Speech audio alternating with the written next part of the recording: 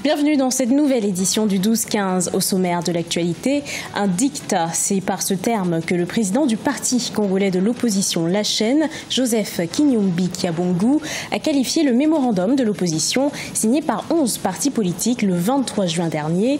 Il estime que l'intérêt du peuple est bafoué au profit d'arrangements politiciens.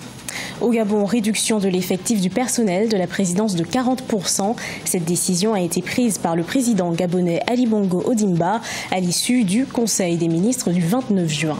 Et puis au Burkina Faso, le livre du journaliste Serge Oulon, le général Gilbert Diendéré parle, est un succès. L'œuvre de 183 pages rassemble nombre d'anecdotes sur la vie de cet officier supérieur sous l'ère du président Blaise Compaoré. Mais tout d'abord, la situation dans le Kasaï, en République démocratique du Congo, préoccupe les experts des Nations Unies. Le Conseil des droits de l'homme de l'ONU s'est réuni mardi 3 juillet à Genève pour examiner les crimes commis lors du cycle de violence et de répression entre 2016 et 2017. Selon le haut-commissaire des Nations Unies aux droits de l'homme, les enquêteurs internationaux se sont dit choqués par l'ampleur et la brutalité des crimes commis par tous les acteurs de la crise au Kasaï. Certains peuvent être qualifiés de crimes contre l'humanité et de crimes de guerre. Au Congo, le président du parti de l'opposition La Chaîne, Joseph Kinyumbi Kiabongu, a désapprouvé le mémorandum de l'opposition signé par 11 partis politiques le 23 juin dernier. Il y voit un acte qui va au détriment du peuple. Reportage de notre correspondant de Vapansou. Joseph Kinyumbi Kiabongu a exprimé sa désapprobation au mémorandum de l'opposition signé par 11 partis politiques le 23 juin 2018. Le leader du parti d'opposition La Chaîne dénonce la conclusion d'un pacte républicain entre l'opposition parlementaire et la majorité présidentielle pour qui elle est censée être un contre-pouvoir. L'opposition doit être un contre-pouvoir afin d'assurer l'alternance politique. Comment donc peut-on vouloir l'alternance et conclure donc des arrangements avec ceux dont la politique est décriée? Les autres points de désaccord retenus par Joseph Kinyumbi Kiabongu sont contenus aux articles 12, 16, 19 et 20 du règlement intérieur. L'article 12 condamne selon lui les partis signataires à y demeurer, même en cas de désaccord. Pour les observateurs de la vie politique, la loi sur le statut de l'opposition pose problème. Surtout l'article 20 qui réellement pose un certain nombre de problèmes du point de vue de restriction des libertés des partis de l'opposition. Est-ce que le statut de l'opposition donne le droit au chef de l'opposition de réguler les engagements politiques des membres de l'opposition? Je ne pense pas, puisque ce n'est qu'une coalition. Selon le leader de La Chaîne, le mémorandum de l'opposition parle d'un pacte qui n'engage et ne se limite qu'aux deux blocs politiques que sont la majorité et l'opposition, au détriment de la société civile, du peuple congolais et d'autres acteurs de la vie nationale. L'ancien candidat à la présidentielle de 2016 avait déjà émis ses observations avant l'adoption du mémorandum.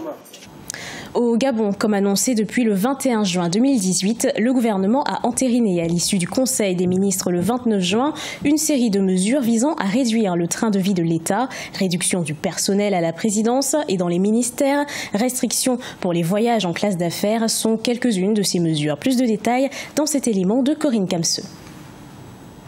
À l'issue du Conseil des ministres le 29 juin 2018, le président gabonais Ali Bongo a décidé de réduire l'effectif du personnel de la présidence de 40%. Les personnes touchées par cette décision devront retourner à leur administration d'origine. Une décision qui n'épargne pas les ministères. L'impact réel de ces mesures sur les attentes du gouvernement consistera avant tout à augmenter les recettes de l'État et permettre à l'État d'honorer à ses engagements. Parce que ces dernières années, notre État connaît des défauts de paiement. Ces restrictions s'étendent aux commodités de voyage ainsi qu'au parc automobile de l'administration. Par ailleurs, à compter de fin juillet, certaines catégories salariales pourraient subir des réductions de l'ordre de 5 à 15%. L'objectif étant d'avoir une masse salariale annuelle de 500 milliards de francs CFA. En 2017, elle était estimée à 720 milliards de francs CFA. Ces mesures seront difficilement acceptées, d'autant plus que pour de nombreuses personnes, ces mesures ne sont que la conséquence de la malgouvernance. Annoncées le 21 juin 2018, ces mesures rentrent dans une politique globale de réduction du train de vie de l'État préconisée par le Fonds monétaire international. Depuis 2015, le Gabon fait face à une crise économique due, entre autres, à la baisse des cours du pétrole à l'international. Ces mesures d'austérité prises justement par le gouvernement gabonais créent la controverse, notamment dans les partis politiques. Le 3 juillet, la présidence de la République a révélé avoir remercié 486 collaborateurs du chef de l'État, une mesure qui va se poursuivre dans les ministères dès le prochain Conseil des ministres. Le général Gilbert Diendéré parle, les confessions d'un officier supérieur. Le livre du journaliste burkinabé Serge Atiana Oulon regorge d'anecdotes sur celui que l'on qualifie de boîte noire du régime de Blaise Compaoré.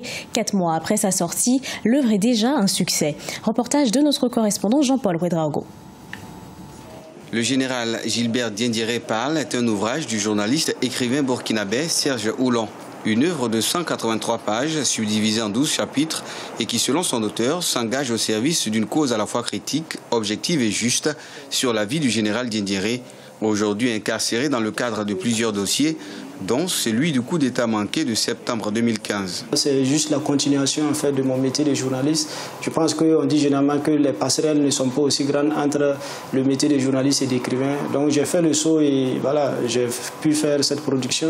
Le deuxième élément aussi, c'est de construire, en fait, ce sont des repères pour l'histoire du Burkina, pour l'histoire de l'Afrique, voilà, pour permettre de savoir un peu qu'est-ce qu'il a fait aux côtés de Blaise Compaoré.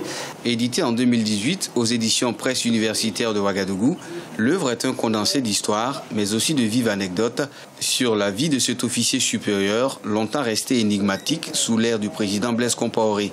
Dédicacé en février 2018 à Ouagadougou, la critique enthousiaste dont fait l'œuvre illustre à souhait les qualités lyriques du jeune auteur. Évidemment, beaucoup de gens s'attendaient à des révélations fracassantes. Il n'y en a pas, effectivement, il n'y en a pas dans le livre. Je crois que l'homme aussi avait besoin de parler. Il avait besoin de parler parce qu'à un moment de l'évolution historique du pays, lui-même, il sentait qu'il était au centre du jeu, et qu'il avait besoin de s'expliquer. Il sentait qu'il y avait beaucoup d'histoires autour de lui et il n'a pas toujours cette occasion, n'est-ce pas, de s'expliquer. Bien connu du public pour avoir été sacré 2 années consécutives en 2017 et 2018, lauréat du prix anticorruption, Serge Oulon ne compte pas s'arrêter en si bon chemin. Il projette la sortie prochaine de son 2e livre qui s'intitule La question Peul, les dérives ethniques et extrémismes identitaires. Une façon pour l'auteur d'attirer l'attention des Burkinabés sur des drames qui pourraient survenir suite aux conflits répétitifs entre éleveurs et agriculteurs. Et en Ouganda, une taxe sur l'utilisation des réseaux sociaux suscite la colère de la population.